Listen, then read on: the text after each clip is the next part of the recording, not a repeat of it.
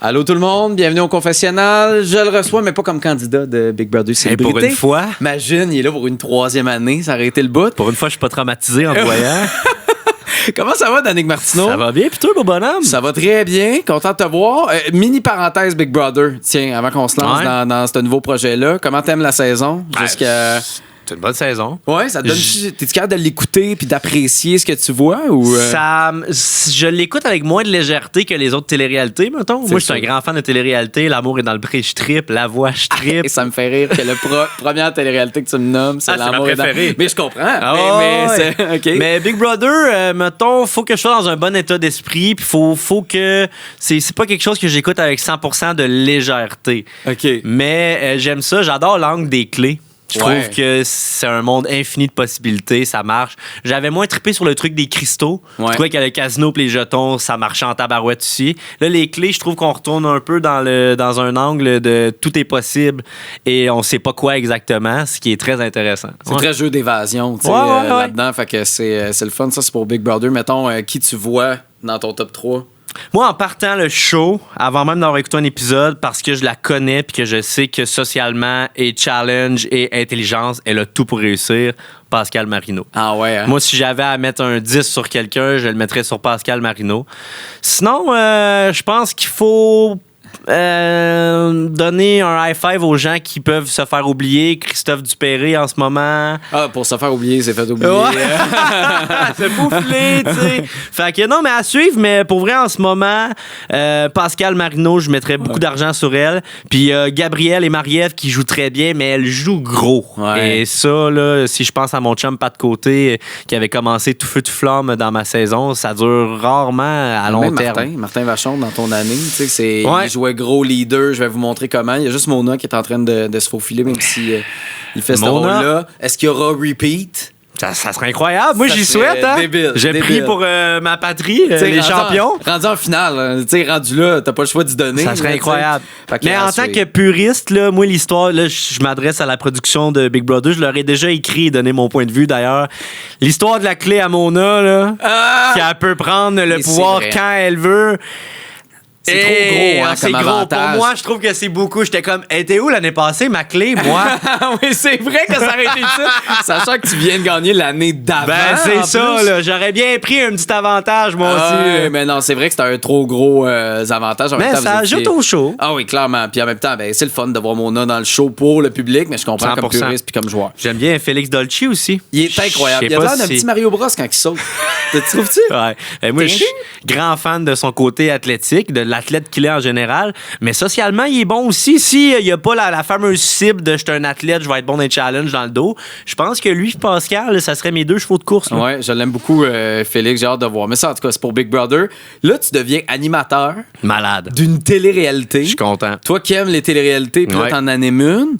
C'était-tu un but dans ta vie? C'était-tu quelque chose que... 100%. Ouais? Ah ouais. Parce que, mettons, t'as étudié en ATM, qui est Art et Technologie des médias, là où on apprend la radio au Cégep de Jonquière, donc en animation. Exact. Fait que c'était de là un but, tu disais, j'aimerais ça animer une télé-réalité dans ma vie. Ouais, 100%. Tu sais, je pense qu'à la base, ma carrière s'est basée sur l'humour. Ouais. À la base, je voulais être humoriste et tout, mais je savais que quand tu réussissais en humour ou quand tu te faisais connaître dans ce milieu-là, tout devient une possibilité. L'animation radio, l'animation télé, de participer à des shows télé. Et ça m'intéressait beaucoup aussi. Et en tant que grand fan de Big Brother et compagnie, des téléréalités, je me disais, un jour, je vais animer OD ou Big Brother ou quoi que ce soit qui se présente à moi. J'aurais pas pensé si tôt, c'est ça qui m'excite, que le concept soit un peu plus basé sur des créateurs de contenu qui amènent un aspect un peu jeunesse par la bande. Fait que je suis content qu'il y ait un concept qui m'ait donné l'opportunité d'animer un show parce que j'aurais pas cru le faire dans ma vingtaine, mettons. Mais non, mais là, l'humour. Fait que là, moi, je prends des notes. Faut que je me lance dans l'humour si je veux animer une télé-réalité un jour. Enfin, maintenant, faut que je sois drôle. Okay. Alors, je travaille là-dessus, mais c'est vrai qu'on est directement avec des jeunes, comme c'est des créateurs de contenu, mais en même temps, il y en a des gens plus âgés qui connaissent moins ce monde-là de créateurs de contenu qui vont plonger dans Hors Réseau, cette nouvelle série qui va être présentée à partir de mars sur Crave. C'est comme... C'est quoi la mission de ce show-là? C'est-tu de convaincre que les créateurs de contenu, c'est pas juste des teneux de téléphone? C'est quoi tu penses l'objectif, le message qu'on veut passer. En quelque sorte, l'ancrage, je dirais que c'est ça, c'est de montrer que même les gens les plus connectés, qui ont peut-être des temps d'écran effrayants, peuvent reconnecter avec la nature, puis y trouver leur plaisir, puis participer à une expérience qui va leur faire oublier justement leur communauté, leur téléphone. Mais c'est à la base, c'est un ancrage. C'est pour avoir un angle intéressant au show. Mm-hmm. Mais faut pas nécessairement être fan des créateurs de contenu pour aimer ce show-là. Faut être fan d'une expérience différente, de l'émotion. C'est un show émotif. Puis en fait, c'est ça la beauté de ce show-là. C'est que notre ancrage, oui, est on enlève le téléphone des créateurs de contenu puis on les met dans le bois pour reconnecter avec la nature. Mais une fois qu'ils sont rendus là, qu'est-ce qui se passe? Et ça, c'est de l'émotion pure. Premièrement, ça devient de la survie. C'est 100%. Le concept de créateur de contenu, il n'existe plus après quelques heures. Là. Et je pense que le gros angle des créateurs de contenu, c'est de dire que c'est des gens qui sont suivis par plusieurs personnes, qui connectent rapidement avec plein de gens. Parce que, tu sais, je l'ai vécu un peu moi-même, je suis moi-même un créateur de contenu. Quand les gens te reconnaissent dans la rue puis qu'ils te connaissent du web, ils t'abordent comme s'ils te connaissaient, comme si t'étais leur cousin. Fait que monsieur, madame, tout le monde devient ton ami, quelqu'un avec qui tu peux jaser de n'importe quoi. Le lien est comme déjà créé, même si... Moi, je connais pas nécessairement la personne qui m'aborde dans la rue. Fait que je pense que ces gens-là qui ont une facilité à connecter avec les gens, de se retrouver dans l'état de solitude le plus seul qu'ils ont été dans leurs dernières années, les ramène très bas dans la pyramide de Maslow. Si je peux te faire ce lien-là, sécurité... J'ai aucune idée c'est quoi la pyramide de Maslow. Là, je te dis oui, mais la pyramide de Manolo, c'est dans... Non, persécution! J'avais appris ça en éthique et culture religieuse dans le temps, qui est comme que chaque humain a besoin... chaque humain a besoin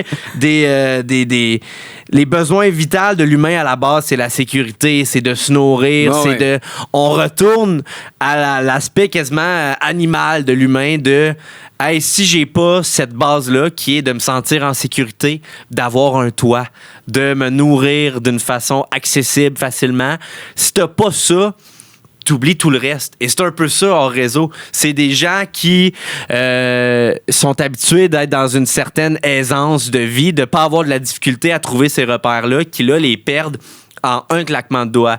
Et je pense que de les perdre pour 2 heures, 3 heures à faire de la télé, c'est une adrénaline de je fais de la télé, je suis game, j'embarque. Mais quand ça fait une journée complète que t'as pas ces repères-là, puis que là t'es en train de dire OK, je vais dormir seul ce soir. Et là, ma sécurité devient mon enjeu numéro 1. Oh, ça fait des gens que ça fait longtemps que leur sécurité n'a pas été un enjeu. Là, on en a parlé un peu. C'est des créateurs de contenu qui arrivent dans le bois, sont perdus. Ramène-nous au concept hors réseau. C'est 10 participants. Ouais. C'est quoi le but? C'est quoi le concept de ce show-là? C'est un grand territoire Kenok Nature de 256 km². Bon, on n'utilise pas l'entièreté du territoire là, parce qu'ils n'ont pas des Jeeps. Là. Si on les met à 256 km l'un de l'autre, ils ne s'en retrouveront jamais. Oui. Mais on a choisi quand même une bonne parcelle de territoire. Puis à la base, ils partent seuls et le but, c'est simple. Faut qu'ils trouvent quelqu'un dans un laps de temps défini. C'est un jeu d'équipe. C'est un jeu d'équipe. À la base, ils partent seuls, ils vivent la solitude, mais une fois qu'ils se sont retrouvés, il faut qu'ils s'entraident pour s'amener plus loin ensemble. OK. Et dans les autres téléréalités, les éliminations vont être un peu tout le monde individuel, puis il faut éliminer quelqu'un chaque semaine. C'est une game sociale dans les autres, souvent. Là, exact. Et là, il y a encore la game sociale, mais au contraire, c'est pas eux qui veulent s'éliminer entre eux. C'est le contexte du jeu qui fait que éventuellement, ils n'auront pas le choix d'éliminer des gens. Mais eux, c'est pas positif pour personne d'éliminer quelqu'un. Fait que t'élimines quelqu'un par dépit parce que quoi, la personne, elle t'apporte rien? Parce que c'est comment ça marche, les éliminations? Ils vont, à un certain moment, il va falloir qu'ils fassent des missions, ils vont amasser des genres de capsules qui vont devenir un peu leur survie dans le jeu. OK. Et à ce moment-là, d'éliminer quelqu'un, c'est pas « yes, donc j'ai plus de chances de gagner ». Non, c'est pas comme ça que ça fonctionne le jeu. D'éliminer quelqu'un, c'est de perdre un soldat pour l'armée que tu essaies d'amener jusqu'au bout. Est-ce qu'il y a un nombre fixe de gens qui doivent arriver jusqu'au bout à la finale? T'sais, y a-tu comme un nombre de... Il y a un nombre d'éliminations qui amène à un nombre qui va se rendre au bout ou c'est variable de ce qui peut se passer? C'est variable selon ce qui se passe. Okay. Si eux, ils sont bons dans l'émission, ben là, automatiquement, ils ont accès à plus de gens qui vont rester en vie.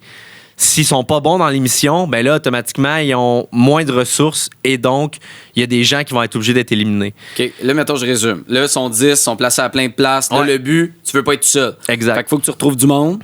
Là, quand tu retrouves du monde, là, ton but, c'est de t'aider pour aller chercher d'autres mondes, pour devenir encore plus grand, comme la chenille. Là, le petit jeu de la Exactement. chenille. Puis là, après, il faut que tu te rendes à un but précis, à un endroit précis, j'imagine. Exact. C'est comme en 3 phases. La phase, t'es seul, faut que tu trouves des gens. Il y a possibilité que si au bout d'un certain temps, t'aies trouvé personne, que ça soit la fin pour toi. Quand t'es tout seul, c'est fini. Donc, il y a possibilité, à chaque phase, il y a possibilité de se faire éliminer d'une façon quelconque. Je comprends.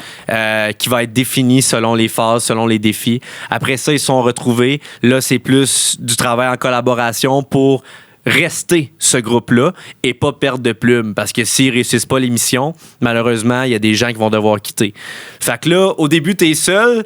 Juste de trouver quelqu'un, t'es content. Là, après ça, t'es trouvé, mais ça se peut que t'es perdu. Fait que c'est comme... C'est ça la beauté de ce show-là. C'est la montagne russe d'émotions qui est encore dans le « je veux pas me faire éliminer », donc le stress de « je veux rester dans ce jeu-là », mais dans un aspect plus collaboratif que on est tous l'un contre l'autre. Fait que ça fait une belle ambiance de groupe, ça fait des déceptions de groupe aussi. C'est sûr. Après ça, là, les gens, c'est pas tout le temps, c'est pas des missions où tout le monde participe, des fois c'est 2-3 personnes. Mais après ça, si t'as échoué la mission, là, puis que tu sais que parce que t'as échoué cette mission-là, quelqu'un va devoir quitter, man, tu te sens mal. Là. Ah ouais. Tu te sens terriblement mal. Là. Puis là-dedans, il y a du monde là, qui ont été des heures et des heures seuls, puis qui ont pleuré, puis qui viennent de trouver la lueur d'espoir de « j'ai trouvé quelqu'un ». Puis t'es en train de dire qu'il va falloir que tu leur annonces que, ouais, finalement... On va t'éliminer. Ben, tu sais, c'est toutes des possibilités. Fait puis ils sont tellement généreux de leurs émotions. C'est ça que j'aime du show, c'est que c'est des gens qui sont tellement habitués de parler de leurs émotions, de parler de ce qu'ils vivent en story, sur leurs réseaux sociaux. Et là, d'être dans la solitude totale, même de reconnecter avec une caméra, c'est comme le seul lien humain qu'ils ont. Même si c'est un lien inexistant, c'est pas quelqu'un qui est devant eux, mais au moins, ils ont l'impression de s'adresser à quelqu'un. Et ils s'ouvrent, ils disent tout ce qu'ils ont ressenti, tout ce qu'ils ressentent, mais leurs craintes. Mais ils sont habitués de dire ce qu'ils vivent. Exact. T'sais, dans le sens que... c'est que je pourrais, mettons, dire... OK, la personne... Tu sais, mettons, on fait une analogie, mettons, avec la drogue, là, parce que le téléphone, c'est une drogue, les jeunes. Faites attention à vos téléphones. Non, mais sans farce. Tu sais, tu pourrais... Mettons, quelqu'un... Là, je vais dramatique, là, mais... Mettons, à l'héroïne, tu sais, qui est comme l'intensité d'avoir ton téléphone 24 heures sur 24 puis de pouvoir faire ce que tu veux avec. Mais là, on te propose de boire une bière. Tu comprends? Parce que la caméra est encore là. Autant avec des caméramans qui sont sur place, puis avec une petite caméra là, qui est dans leur sac pour se filmer et tout ça. Tu sais, c'est-tu comme... C'est rassurant, tu sais, pour eux, ou c'est pas assez? Tu sais, c'est quoi l'émotion? Parce qu'ultimement, tu l'as encore, ta caméra, tu peux t'imaginer, même s'il n'y a pas de réaction instantanée, puis tu reçois pas de message, puis qu'il n'y a pas de monde qui like tes stories ou peu importe, tu peux t'imaginer, tu peux te donner l'idée et l'impression que il y a quelqu'un de l'autre bord. Tu comprends ce que je veux dire? Ouais. Tu sais, est-ce qu'on est vraiment capable de se détacher? À un moment donné, t'oublies-tu que c'est une caméra en réalité, puis tu es plus dans la réalité que dans ce que t'aimerais revenir, tu sais, dans ce que tu vis d'habitude? Je pense que la caméra leur ramène la réalité, en fait. Quand ils s'adressent à la caméra... Ça doit faire du bien.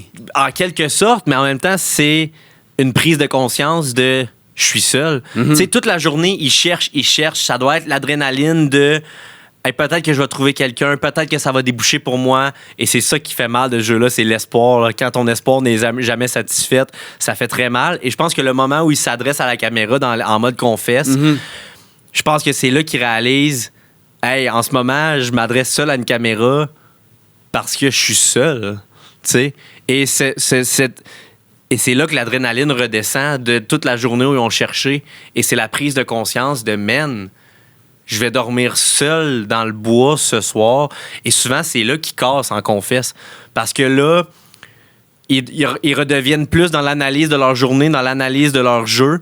Et c'est la prise de conscience de OK, là si je m'adresse à la caméra en mode confesse, c'est que, en théorie, je viens de passer le moment où j'aurais pu trouver des gens. Et là, je suis en train de m'adresser seul à une caméra. C'est sûr. Parce que je vais dormir seul en dessous d'une bâche que je sais même pas comment installer. Ah, puis c'est pas tout le monde qui est capable de l'installer. Hein? Non. Que je sais même pas comment je vais me faire mon souper. Ouais. Que je vais sûrement manger avec genre une feuille en guise de fourchette. Je pense que c'est là qu'ils vivent la grande majorité de leurs émotions parce que c'est là qu'ils réalisent, man, toute ma journée m'a servi à rien. Puis je suis plus fatigué qu'à matin, j'ai plus faim qu'à matin et je suis pas plus avancé dans le jeu ni dans ma solitude. Tu sais, c'est interminable quand justement il n'y a rien de nouveau qui arrive, que tu trouves pas quelqu'un, que tu trouves pas des objets pour pouvoir t'aider là-dedans ou peu importe. Parce que, tu sais, mettons, tu fais une vidéo pour un créateur de contenu, tu sais que ça va te prendre X nombre d'heures à le tourner, à le monter, puis ci, puis ça. Mais là, c'est comme s'il n'y avait pas de fin.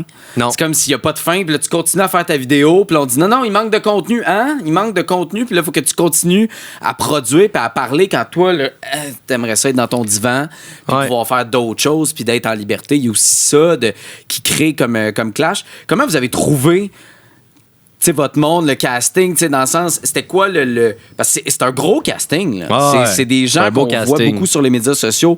Je pense à un Brendan McCann qu'on voit énormément critiquer les télé-réalités. C'est drôle de le voir apparaître là-dedans. Je pense qu'il va pogner un 2 minutes aussi sur les critiques qu'il a fait par le passé, Brendan. Tu penses qu'on va le critiquer à notre tour? Je pense qu'il réalise que c'est plus facile parler à travers son chapeau quand t'es pas dans l'expérience, tu sais. Fait que t'es en train de me dire qu'il faut jamais que je fasse une télé-réalité. C'est ça? Non, mais je pense que t'en parles dans les couvertures. Brandon, je pense qu'il était beaucoup dans le voyons donc, vous êtes dans ces émotions-là. Puis là, de le vivre, je pense qu'il comprend un peu mieux pourquoi les gens sont dans cette émotion-là. Puis le casting, visiblement, je pense que c'est pas une cachette pour personne. On n'est pas allé chercher des grands Robin des Bois, là. C'est pas les gens. Ça, c'est un autre aspect intéressant, tu sais. Ces gens-là ont rien pour se rassurer, même pas leurs propres aptitudes. Tu sais, mettons que ça fait 25 heures que t'es tout seul dans le bois, mais que t'es excellent dans le bois. Toi, t'as offert une tente puis un repas. C'est pas de quoi qui stresse. Mais ta propre solitude devient vraiment moins stressante. Mais eux, à partir du moment où ils sont comme, bon, OK, j'ai trouvé personne, fait que je vais me faire un camp.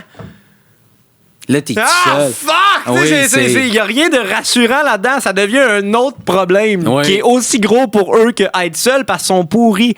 Il y en a qui vont se découvrir des talents. Il y en a qui vont s'améliorer avec le temps. Mais moi, je trouve que c'est ça la beauté du casting. Je pense que ce show-là est moins intéressant si tout le monde qui participe est bon dans le bois. C'est Survivor, le rendu là. C'est ça. La majorité. Là, exact. Mais là, t'es voix complètement démunies. Puis il y en a qui sont vraiment étonnants. Là. Moi, j'ai vu le premier épisode. Puis il y en a un. On le nomme-tu? On le nomme pas? Sans entrer dans les détails, Kevin Carl m'a énormément étonné. Puis là, c'est peut-être rempli de préjugés. Je pensais pas qu'il était bon dans le bois. Non, moi, tout le monde, ça feuille, honnêtement, j'aurais pas mis un 5 sur personne pour te faire un genre de Tipeee, là. Non. Mais il y en a, les Tipeee sont timides, puis il y en a qu'on dirait plus, ils se préparent à déménager, ils ont juste mis à bâche à terre avec toutes leurs affaires autour, puis il y en a qui se sont fait coacher par un de leurs parents aussi, parce que dans l'armée, donc essayer de les coacher pour qu'ils deviennent, bons là-dedans. Mais comme tu dis, t'as beau être coaché puis tout ça, quand t'arrives seul à toi-même, tout seul. Est-ce que le caméraman est encore là ou il est parti à cette heure-là? À leur arrivée, il est là pour le début, pour leur réaction du début, mais rapidement... Ils sont tout seuls avec leur petite caméra individuelle. Très rapidement. Le caméraman est là pour les grands moments. Quand, mettons, eux, ils ont les coordonnées, la prod a les coordonnées GPS de tout le monde. Fait quand ils réalisent qu'inévitablement, dans les prochaines minutes, il y en a qui vont se trouver, là, ils amènent un caméraman pas loin pour capter le moment sous un meilleur angle. Mais la majorité du temps, ils sont seuls. Là. Ils sont très, très seuls. Ils ont des AirTags, là. Tu viens de dire ça. C'est vrai que c'est une Christie de bonne question. Ben oui. Mais faut être capable de les retrouver pour pas qu'ils se fassent manger par un ours. Pas le choix, parce qu'il y a des os, il y en a, ils en ont croisé un peu. Arrête. Ouais. Arrête. Il y en a qui ont eu peur, là. Non, je te le dis, je t'en dévoilerai pas plus, mais il y en a qui ont eu peur. C'est toi qui es déguisé en ours, genre quelque chose de même. Ça, je garde ça en tête pour la saison 2. Mais il y a des ours pour vrai. Hey, man, puis les moustiques, c'est infernal. Là. Juste pour les moustiques, je serais pas capable de faire ce show-là. J'haïs les moustiques, j'ai l'impression que je me fais piquer comme à grandeur. Puis ils ont eu une semaine dégueulasse, là, du 40 degrés, des grosses pluies. Pour vrai, c'était terrible. Là. Puis le territoire, en fait, c'est repris d'un concept danois qui s'appelle Floken, qui est à peu près la même affaire qu'ils ont fait c'est ça, on a repris le concept, donc le show se ressemble vraiment.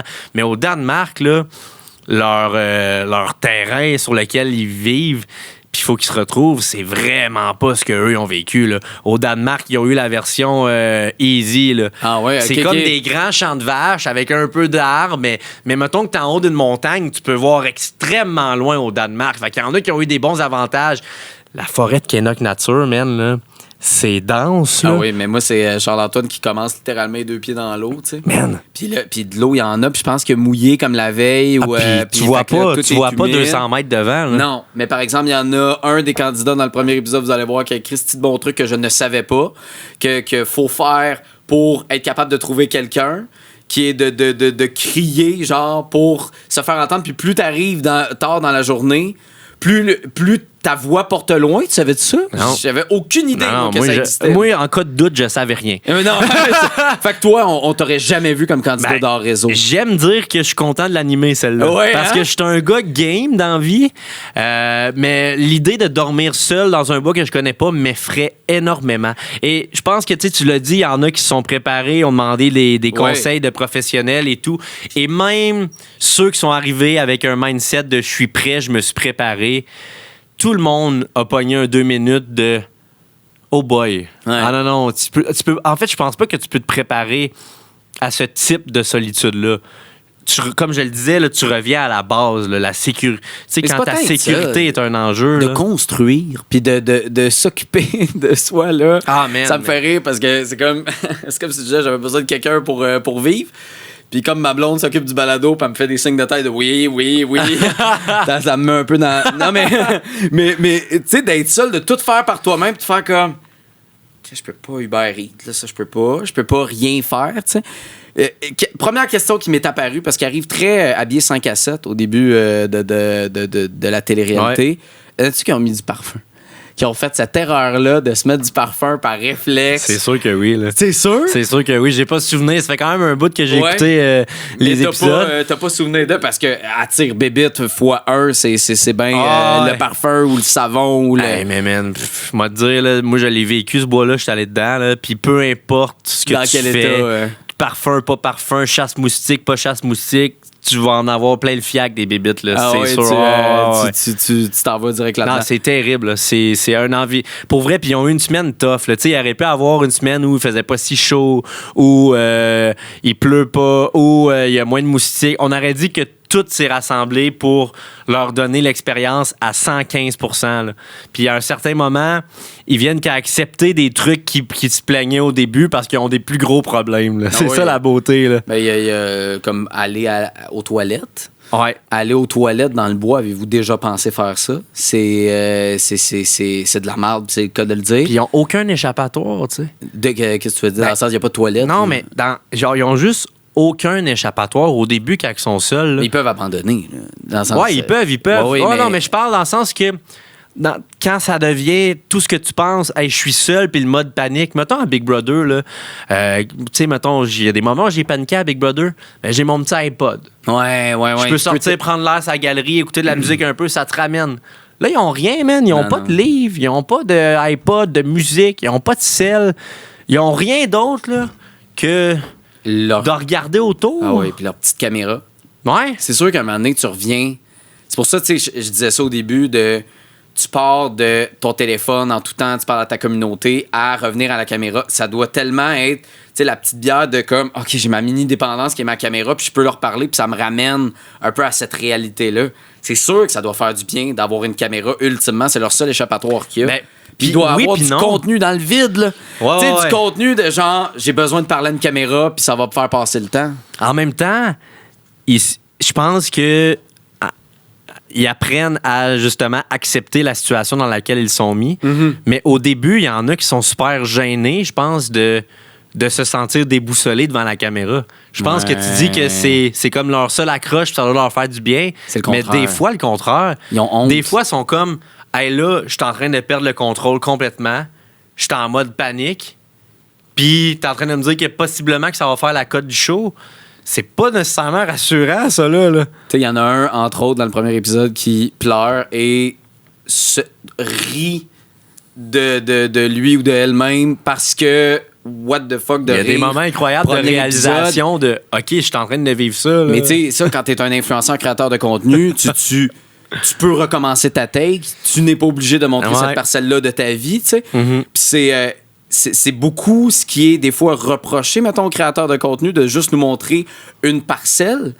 Tu sais, est-ce qu'il y a une ouverture qui se fait de plus en plus? Ça peut-tu aider la cause des créateurs de contenu, ce genre de show-là? Ah ben 100%. Moi, je pense que les gens, en 2026, trippent sur l'authenticité, peu importe la façon qu'elle est amenée.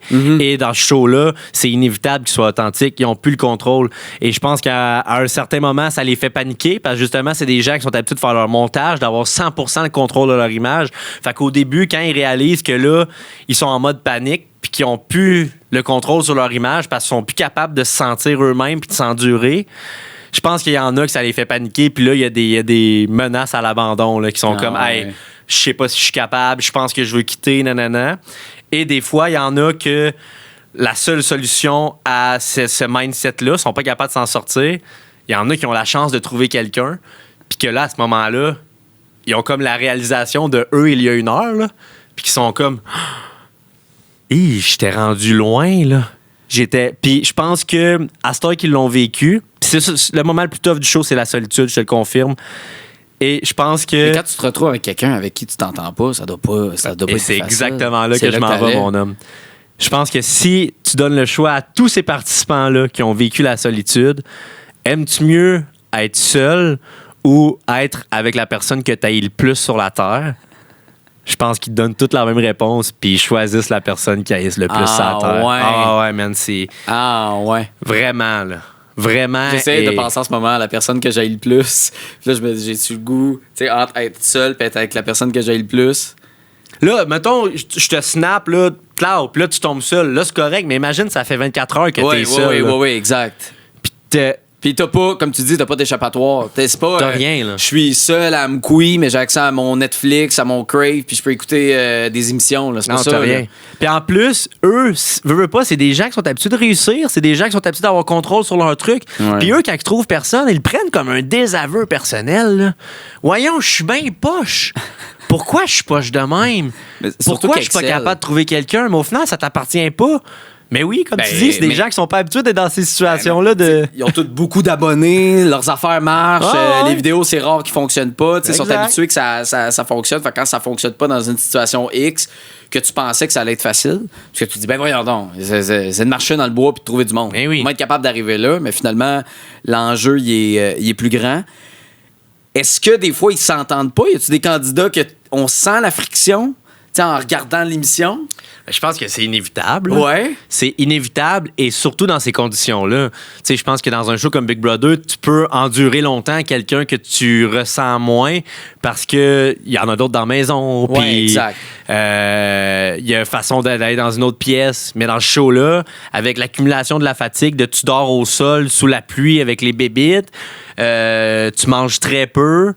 Puis si tu trouves quelqu'un, ben c'est ta personne là. Puis, c'est inévitable. Là. Quelqu'un que t'aimes, t'apprécies ou que tu t'entends bien, qui chiale, ça peut être drôle. Mais quelqu'un que t'aimes pas, puis là qui se met à chialer sur tout, ça peut te taper ses nerfs en tabarnane. Fait que n'importe quelle phrase que cette personne-là dit. Tu sais, moi, j'ai juste vu le premier épisode, j'en ai aucune idée. Mais moi, je me souviens de Kevin Carl quand il était avec son chum à l'émission avec Martin Vachon, que j'ai oublié le nom. Puis là, il fallait qu'il monte une tente, ou en tout cas, il fallait qu'il monte quelque chose là, pendant une espèce de compétition. Puis, tabarouette, là, ça roulait pas à la vitesse qu'il voulait, là. Puis, tu sais, il fallait que ça y aille. Tu sais, il y a aussi ça. Il y en a qui sont plus. C'est sûr qu'il y en a qui sont plus lay-back dans cette aventure-là, puis qui sont plus comme, hey, on va y aller tranquillement, pas vite. Puis il y en a d'autres qui sont plus proactifs, tu sais, qui veulent que ça avance. Puis là, ça doit créer des frictions, tu sais, pour avancer. Ah, puis il y en a qui se parlent dans le casque aussi, là. Ah, ouais. Tu sais, mettons que leur défi, c'est une histoire de groupe, c'est une question de temps, là.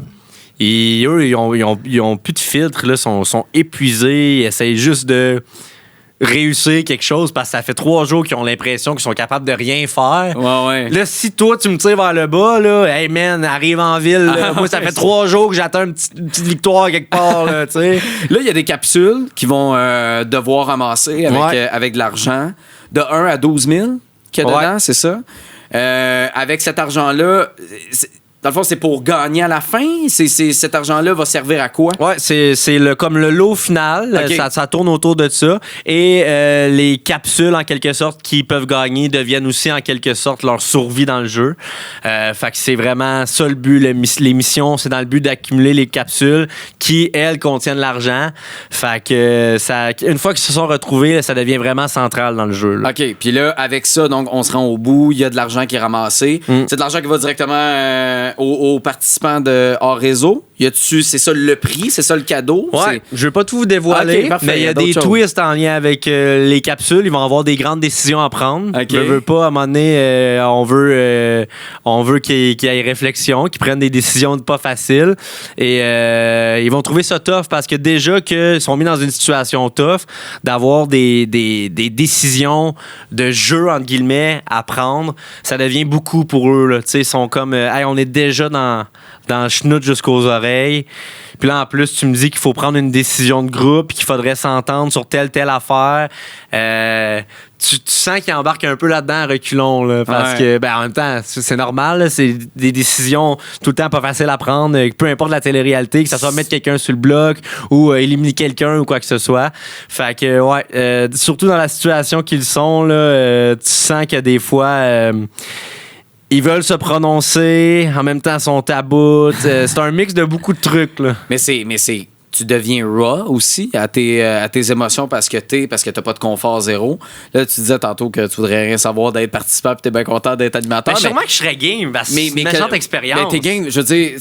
T'es game de te faire taiser d'un testeur. C'est ça, fait que je suis pas de référence. Ça, c'est sorti? Oui, c'est sorti. Ben oui, sinon, je viendrais de spoiler quelque chose. Mais regardez ça n'a aucun Christy de sens. Fait que t'es game, mais ça reste une situation différente là-dedans. Quel genre de joueur tu penses que tu serais dans un hors-réseau? C'est quoi la bonne... Y a-tu une stratégie là-dedans ou c'est juste de s'endurer puis d'espérer se rendre jusqu'au bout?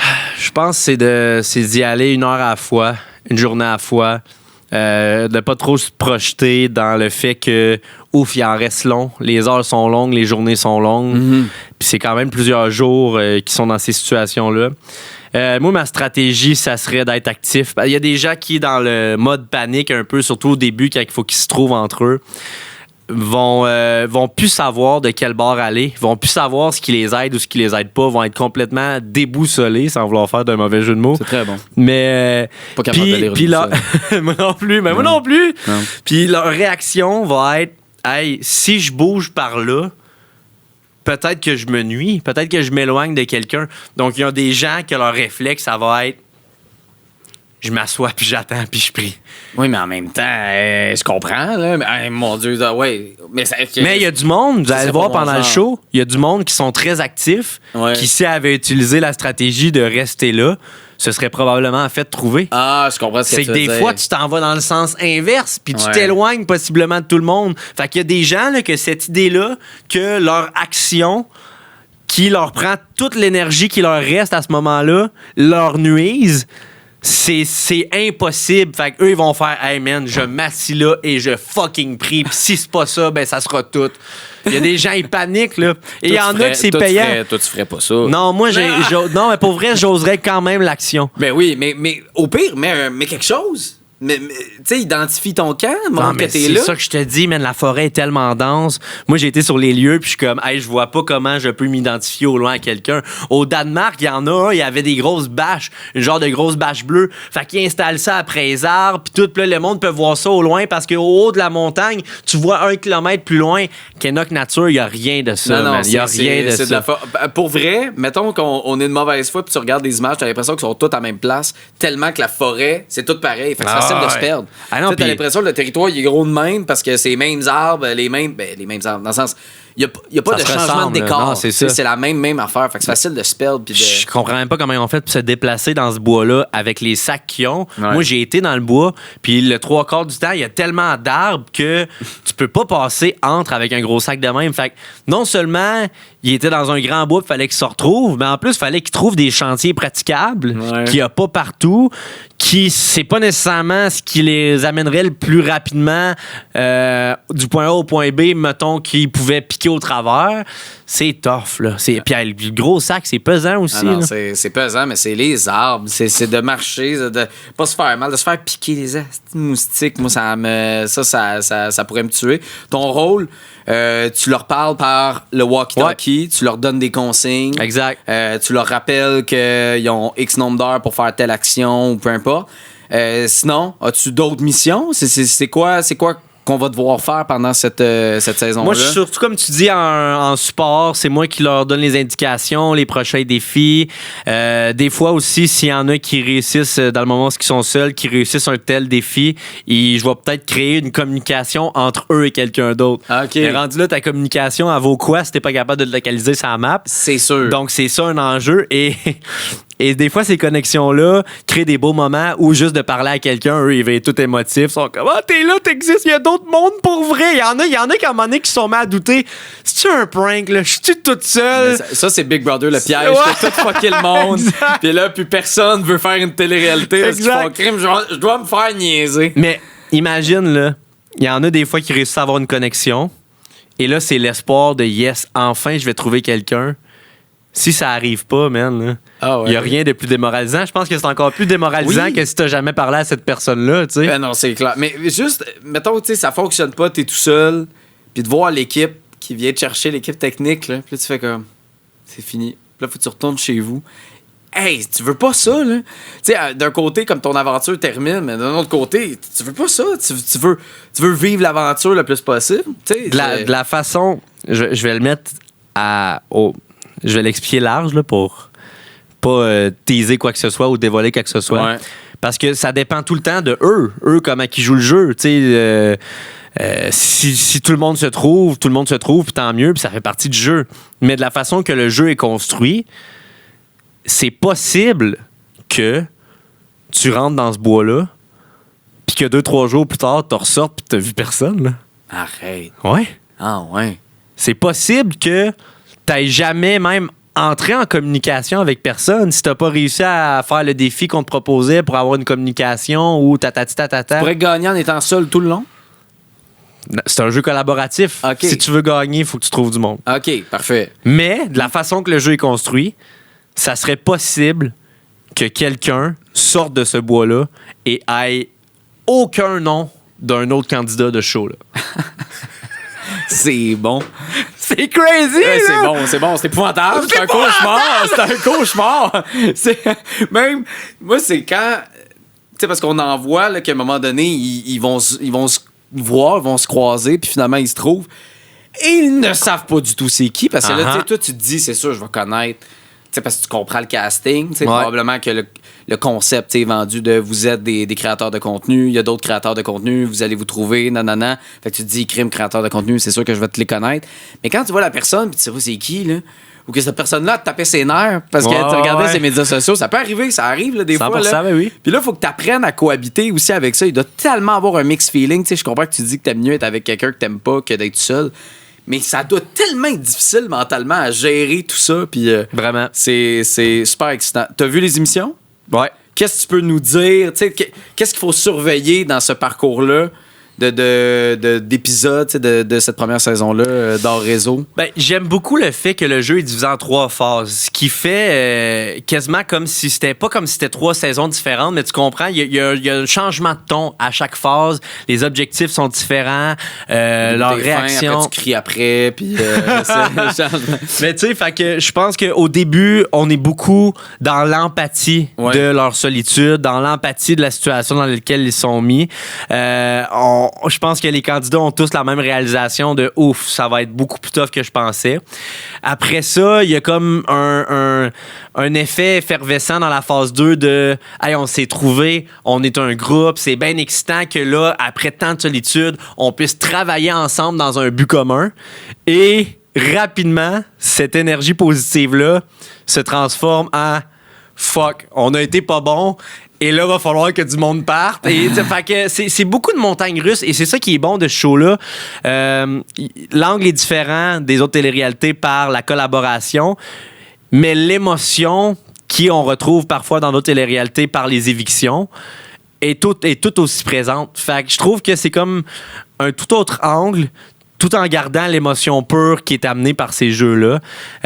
Les confesses sont différents. Parce qu'un confesse, mettons, à Big Brother... veut pas, ça fait partie du jeu.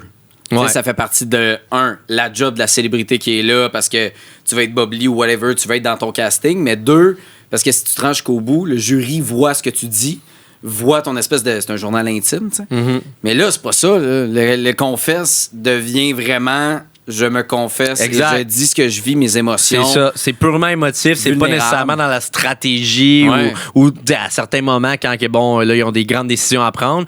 Mais c'est surtout dans...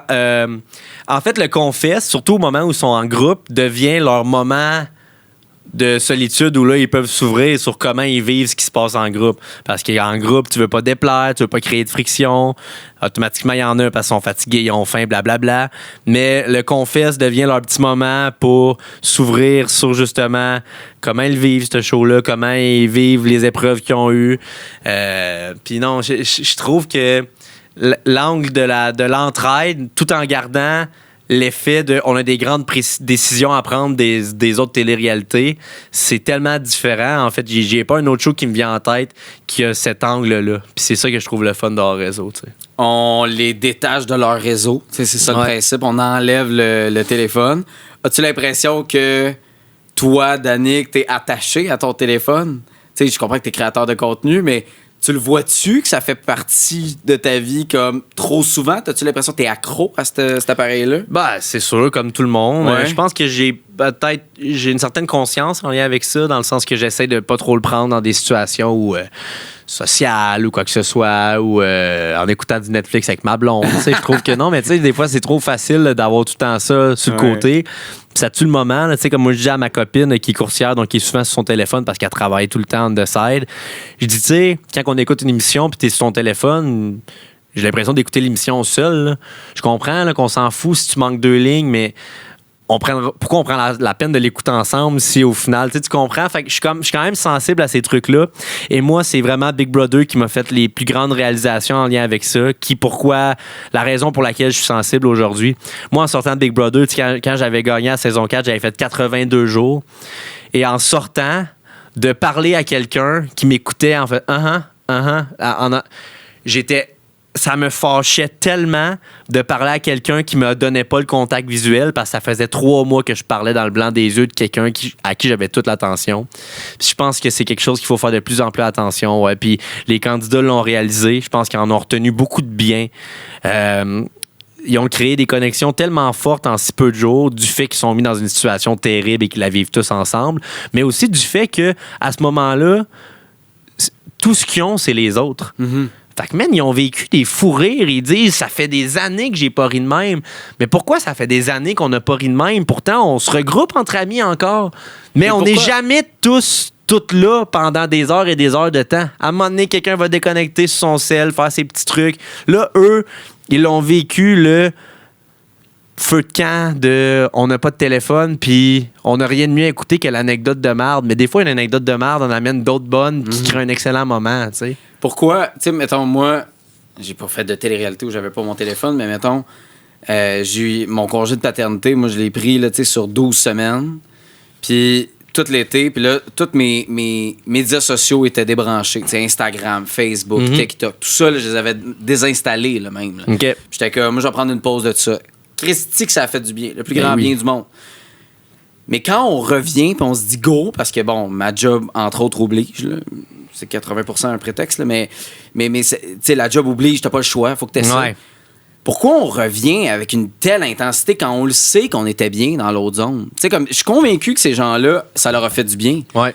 Mais rapidement, surtout que c'est leur job, reviennent sur leur téléphone rapidement, puis avec une intensité qui est là quand même. Tu sais, pourquoi on reste pas dans la zone où on se sent mieux puis qu'on finit par tout le temps retourner dans cette vice-là? Ben, faudrait que ça soit un mouvement social, je pense. Ouais, je pense que si avec un groupe, tu te mobilises, hey, faisons attention, au party, personne prend son sel, nanana. Mais quand les autres le font, ça devient ben trop facile. Pis en fait, je pense qu'on y réfléchit même pas. Tu sais, des fois, bailler va faire bailler quelqu'un d'autre. Ben, je pense que ça va vraiment faire pour les téléphones cellulaires. Si on a un moment ensemble, puis que là, d'un coup, on a un petit neutre, puis on n'a plus rien à dire, puis tu vas sur ton cell, je vais aller sur mon cell sans même m'en rendre compte. Je pense que dans les prochaines années aussi, on va avoir une réalisation de société en lien avec ça. Je pense qu'à un moment donné, les gens vont faire des pas de sel party, puis des affaires de même. Comme l'alcool. Tu sais, aujourd'hui, les sans-alcool ont de plus en plus de place. Ben oui. Puis, tu sais, j'étais dans un chalet, puis il y en avait là, que le premier soir, ça buvait pas beaucoup d'alcool, mais on dirait que c'est plus facile dans ce temps-là. Ah, ben oui. Si éventuellement le pas de téléphone arrive, puis il y a du monde qui sont vraiment détachés de ça, ben peut-être que ça va créer une espèce de mouvement à on n'a pas nos téléphones. Je sais pas. Est-ce que c'est impossible d'imaginer ça ou pas? C'est une belle réalisation aussi dans un show comme celui-là. Oui, puis je pense que l'humain, on a de la misère avec l'impact sur le mental est moins facile à évaluer comme du réel que l'impact sur la santé physique. Tu sais, mettons que tu sais qu'il y a de l'alcool, à un moment donné, c'est pas bon pour le foie, c'est pas bon pour le corps, puis tu commences à le ressentir dans ton émotion, dans ta santé. C'est plus facile d'arrêter. Je pense pas qu'on prend assez le temps de s'arrêter à quel point une surutilisation du téléphone peut être nuisible pour la santé mentale. Parce que ça se remarque moins ou ça se remarque différemment que j'ai mal quelque part, j'ai mal au foie ou... mais je pense que socialement, à un moment donné, il va falloir avoir la réalisation que cette addiction-là qui est notre téléphone vient qu'à être nuisible à long terme autant que de l'alcool sur un foie, tu sais. Mais c'est ça. Je pense qu'il va falloir que plus de gens s'ouvrent au dialogue de... Puis moi, je le dis à ma blonde, lâche ton sel. Tu sais, je pense qu'il va falloir plus se le dire, ça. Lâche ton sel, sois avec moi. Ouais, mais c'est que souvent, ça vient... Voyons, t'es bien fatiguant, là, je suis juste en train de faire ça. Ouais. Je pense que ça vient beaucoup avec un mécanisme de défense. Tu sais, pour... Mais je pense qu'il y a façon de l'expliquer. Moi, je l'explique, tu sais. Puis à mes chums au golf, moi, je touche pas à mon sel quand je vais au golf. Puis cet été, j'étais comme, j'aime tellement le golf. Puis j'étais comme, man... J'aime tellement le golf parce que j'ai zéro le réflexe de prendre mon sel. Bon, j'adore le golf aussi, mais dans le sens que c'est une activité qui m'occupe assez dans le moment présent pour que j'aie pas ce besoin-là. Puis quand j'ai un ami dans le kart qui... J'attends pour qu'il ait frappé parce qu'il est sur son sel, ça me fâche et à cette heure, je me permets de le dire. Et je pense que si tu te donnes la peine de le dire, ça résonne en les gens, ça. Si les gens veulent pas être cette personne-là, mais ils réalisent pas. T'as de l'air cave quand tu te le fais dire, là, que t'es sur ton téléphone, que tu fais perdre du temps à plein de monde, que tu te sens complètement stupide puis imbécile. Ben oui. Tu te sens cheap, tu fais comme Chris, c'est vrai, j'ai de l'air cave. Exactement. J'ai de l'air mais je pense qu'il faut rendre acceptable le fait de se le dire, tu sais. Sans nécessairement de se le reprocher, juste de se le dire, hey, lâche ton sel, sois avec moi un peu, là. Moi, je suis là avec toi, là. Tu sais, juste ça, c'est pas négatif. Mais si je te dis ça, tabarnak, ça va venir t'allumer des émotions dedans de toi qui va faire que ton sel, tu vas le mettre là. Oui, peut-être qu'au début, je vais me défendre. Mais après, qui te dit ça dans la vie? De ça, personne le fait. Moi, je commence à le faire, de dire à quelqu'un... Ah, ma blonde. Ouais? Ah, ouais. Ma blonde, quand je suis sur mon sel, là, maintenant, elle fait, là, lâche ton sel. Là, t'es beaucoup sur ton sel. Puis, mais je pense qu'il faut élargir ça un peu. Oui, mais l'accepter. Avec des amis, c'est pas pareil. Puis avec des collègues de travail, c'est encore pire. Si tu vois quelqu'un, tu essaies de demander quelque chose à un collègue de travail, puis que la personne est toujours sur son sel, on dirait qu'il n'y a pas encore ce naturel-là de faire. Là, c'est parce que j'ai besoin de toi, puis tu m'aides pas parce que t'es sur ton sel. Tu sais, c'est pas encore naturel, puis c'est vrai qu'il faut que ça le soit plus. Ouais. Faut que ça devienne naturel. Fait que c'est sûr que il y a une réalisation en écoutant hors réseau. Ils sont combien de jours dans le bois? Ils sont 9-10 jours, je crois. C'est beaucoup. Quand même. C'est quand même. Beaucoup. Si on passe rapidement, là, les participants, là, vas-y. Joanie, j'aurais jamais pensé l'avoir dans un show de même. Pour vrai? Elle me fait mourir de rire. Ouais, ses réactions sont tellement pures, tellement vraies, tellement... Puis Joanie, si je peux vous dire une chose, avait très peur des ours. Les ours l'effrayaient énormément et il y a plusieurs bijoux en lien avec ça. Joanie et les ours, c'est un très gros sujet dans ce show-là. Charles-Antoine Desgranges, c'est tellement un bon communicateur dans ses confesses, de dire de sa peur de la perception que les gens pourraient avoir de lui. En même temps, il se sent dans une situation où il y a de la misère à avoir du contrôle sur lui-même. Donc, comment tu fais pour faire refléter l'image que tu aimerais que les gens aient de toi? Il y a tellement de beaux concepts humains et naturels dans ce show-là. Brandon, je l'ai découvert dans ce show-là. Tu le connaissais pas, toi? Je le connaissais du web, mais je pense que sur le web, il y a un certain personnage de Brendan McCann. Là, on voit Brendan McCann, et je l'ai trouvé extrêmement attachant. Chose que je m'attendais pas de tu pensais vivre pas que t'allais l'aimer à ce point-là. Exactement. T'avais quasiment hâte de le voir.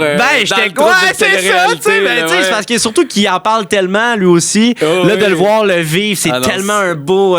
c'est savoureux. Ouais. Eléo a un parcours en montagne russe que j'adore. Elle est tellement excellente pour s'exprimer aussi. Kevin Kyle, tu l'as dit, impressionnant dans ces conditions-là. Réussi à se ramener, même si des fois tu peux être en mode panique. Et on aurait dit qu'il se laisse pas avoir par les émotions. Marilyn aussi vit des belles montagnes russes, s'ouvre. On la voit sous un autre angle. J'adore ça. Antoine Olivier, qui est un gars très calme. Ah oui? De voir un gars calme, naturellement, dans une situation aussi intense, moi, c'était quelque chose que j'avais hâte de voir. Vous allez aimer ça, voir ça aussi. Pour vrai, du peu que j'ai vu, j'étais comme, mais bouge, fais quelque chose. J'avais l'impression qu'il faisait rien puis il opérait pas, tu sais, mais j'ai hâte de voir la suite avec lui, c'est sûr. 100%. Pascal, je trouvais que c'était un casting incroyable parce que j'adore Pascal, j'adore son humour. Et là, mais je l'imagine zéro dans le bois, tu sais. Et de la voir dans ces conditions-là, j'adore. Amorella, je la connaissais peu, je l'avais vu un peu sur TikTok, mais encore une fois, une fille qui s'ouvre sur comment elle vit cette émission-là à 110%. Puis Sam Eloi, qui est... là, j'essaie comme de vous faire un petit briefing sans trop en dévoiler, mais Sam Eloi... m'a beaucoup impressionné dans tous les sens dans ce show-là. OK. Et je vais m'arrêter là. Mais Sam Eloi, je pense qu'il a bien aimé ça quand même. Plus qu'il pensait, le bois. Ouais, quand même. OK, j'ai hâte. C'est mon teaser, c'est mon teaser. Puis là, mettons, tu t'identifies auquel? Mettons là, que tu te vois un de ces candidats ou candidates-là. Tu sais, par rapport à sa game, que tu dis, j'aurais pu exactement vivre mon aventure de cette façon-là. Hey man, je pense personne, pour vrai. Bah oui, pour vrai. Puis c'est tellement ça, la beauté, c'est qu'ils vivent tellement parce tous que personne différemment. Qui gagne, fait que tu comprends? C'est pour ça, je peux pas m'identifier à personne, parce que c'est tous des perdants. Non, mais pour vrai, ils le vivent, c'est la beauté, là, ils le vivent tellement tous différemment, il n'y a pas une personne qui vit son expérience de la même façon. Et je suis pas capable de m'identifier exactement à un de ces parcours-là. Je pense que... Non, pour vrai, je sais pas. Tu sais pas? C'est tellement des personnages différents. Non, je sais bien. C'est comme si moi, je pensais que au hockey, j'étais un bon passeur, puis que là-dedans, c'est tous des scoreurs. Ouais, non, je comprends. Mais tu sais, comme... honnêtement, c'est une question piège parce que si tu m'avais nommé quelqu'un, j'aurais fait OK, ben cette personne-là se rend jusqu'au bout. Te connaître un peu puis t'avoir vu au moins du jeu. Je sais même pas si je me serais rendu jusqu'au bout de ça parce que là, vraiment, j'ai aucune. Puis eux non plus. Me reconnaître sur une map, je sais pas. Boussole, je sais pas. Toi, tu serais monté en haut d'un arbre pour essayer de trouver du monde. Sérieux, oui. Ça aurait été mon genre. Tu serais monté et t'aurais fait Hey, allô? Je suis là! Mais moi, ça aurait été mon genre de me blesser, c'est sûr. Probablement. Et l'affaire qui m'a étonné, là, moi, j'aurais perdu la voix assurément dans ce show-là. Ah ouais, j'aurais passé mes journées à crier. De mon point de vue, c'est la seule façon de trouver quelqu'un. Ça aurait été mon avantage, je pense. Ah ouais, Je crie... ta voix qui porte? Ouais, ben, tendance à me dire que je crie tout le temps, en fait. Fait que, imagine quand je crie. Tu sais, ça doit être plus fort, mais c'est sûr que, oui, tu perds la voix clairement là-dedans parce que tu essaies de trouver du monde. Non, c'est l'enfer. Puis, non, pour vrai... l'aspect d'être plusieurs heures, voire jours, seul dans le bois, moi, c'est ça qui m'aurait arrêté de ce show-là. Après ça, de le faire en groupe, je trouve qu'il y a de quoi de rassurant là-dedans, que peu importe la situation dans laquelle t'es mis, t'es comme, au moins, je suis pas seul là-dedans. Ouais. Mais le bout où t'es seul, là, j'aurais pleuré, je pense. Ah ouais, je pense que j'aurais pleuré. Il y en a pas qui partent en médic, là, qui arrivent... Il arrive des trucs. OK. Il arrive des trucs. Il y a pas de d'hélicoptère qui amène... d'ours qui tue un candidat. Ouais, il y a personne qui se fait arracher une jambe. OK, parfait. Mais à certains moments, il y en a qui ont eu des petites sueurs froides, là. OK. Ben, on a hâte de plonger hors réseau. Ça commence, j'oublie la date, début mars. Le 4 mars, yes. Et voilà. Disponible sur Crave. On va pouvoir profiter de ces épisodes-là et profiter de toi qui anime cette première saison. Je suis bien excité. J'espère que je vais faire la job. C'est sûr. T'es super bon déjà dans le premier. T'es sweet. Puis au plaisir de de te reparler de... Oui? Un épisode par semaine, si je me trompe pas. Ouais, 9 exact. épisodes. Moi, je trouve que des fois, il y a des téléréalités, c'est beaucoup d'écoute. Tu viens qu'à perdre le fil. Là, moi, j'ai écouté l'entièreté de la saison. Le format était parfait.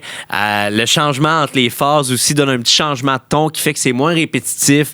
Vraiment, là, 9 épisodes, là, c'est vraiment pas trop. C'était parfait. Puis à la fin, ils se retrouvent puis ils ont bien des trucs à se discuter. Mais non, mais c'est clair. Et dans le dernier épisode, qui est un peu comme le moment où ils se retrouvent, puis qu'on parle de la réunion, il y a des petites pépites là-dedans aussi. Ouais. Parce que, comme je vous dis, il y a peut-être des gens dans cette aventure-là qui auront rencontré peu de gens durant l'aventure. Donc, l'heure de réunion donne des moments incroyables. Arrête, voyons pas dans le bois. Non, mais je dis qu'à l'heure de réunion, ça se peut qu'il y en ait qui pognent des 2 minutes. Là. Ah, OK, ouais. Parfait. Je vais en recevoir, d'ailleurs, des candidats. Je sais pas encore lesquels. Suivez la page au confessionnal, la chaîne. Je dis une page. Mon Dieu, je suis tellement pas YouTube. La chaîne YouTube au confessionnal où vous allez voir les différents candidats qui vont venir nous parler de leur aventure, justement, qu'on va pouvoir plonger rapidement. Danick Martineau, merci d'être passé au confessionnal. Un grand plaisir. On te revoit-tu éventuellement les trades Survivor? C'est quoi tu vas faire, là? Je veux dire, Isabelle. Prochainement, ça va, là. Prochainement. Ouais, t'as pas une télé-réalité que tu veux participer? Ben, j'ai fait Nul en chef. J'ai tellement été bon. J'ai tellement été excellent. Je pense qu'ils se sont dit, on va lui donner un break. Ah oui. Je suis sûr que c'est ça le terme qu'ils te disent puis qu'ils t'identifient à ça. Merci, Danick. Merci, man.